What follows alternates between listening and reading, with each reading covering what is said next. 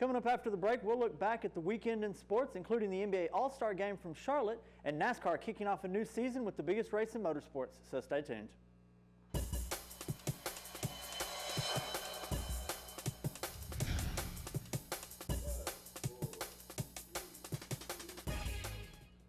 Welcome back. I'm James Farrar with the Bipsy News Sports Update.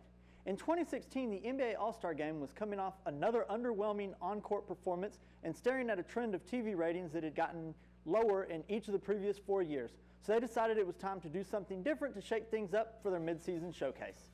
That's when Commissioner Adam Silver decided to do away with the East versus West traditional matchup, instead naming the top 2 players in the fans' vote as captains and then letting them pick their own team out of the remaining All-Stars like kids on the playground.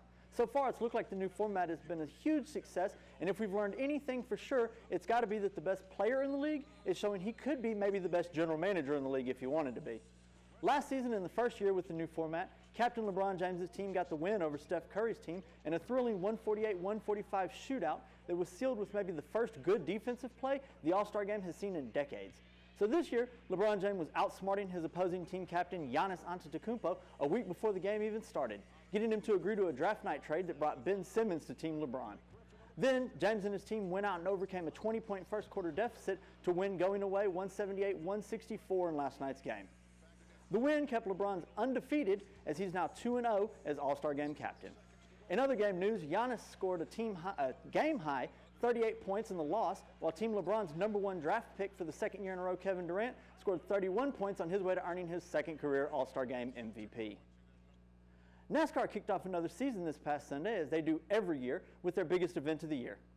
It's like if the NFL played the Super Bowl as the first game instead of the last. Known as the Great American Race, the Daytona 500 has produced some of the most memorable moments in racing history, and the 61st running of the event was no exception. There was plenty of chaos as the race featured 5 wrecks in the final 20 laps alone, including this year's big one, courtesy of Paul Menard. With 10 laps remaining, Menard spun another driver into the wall, which set off a chain reaction that resulted in 21 cars being taken out of the field and a lengthy race stoppage to get the track cleaned up and safe to drive on again. But the most memorable moment of the race didn't come until after the race had ended. Denny Hamlin picked up his second win in the last 4 years driving for Joe Gibbs Racing. Kyle Busch, who finished second, and Eric Jones, who finished third, are also drivers for Joe Gibbs Racing, making it only the second time in NASCAR history one team has swept the podium with a 1-2-3 finish in the Daytona 500. The moment was even more meaningful for team owner Joe Gibbs, the same Joe Gibbs that won 3 Super Bowl titles during his time as the Washington Redskins' former Hall of Fame head coach. Gibbs' eldest son, J.D. Gibbs, who had worked with his father's team since its inception and had spent 4 years as the team president, passed away just last month from a degenerative neurological disease.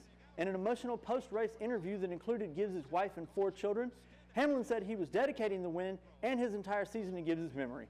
After all, it was J.D. Gibbs who first discovered Hamlin during a test session and signed him to drive for his father's team. Well, that's all I have for today's sports news. Now I'll send it back to the news desk.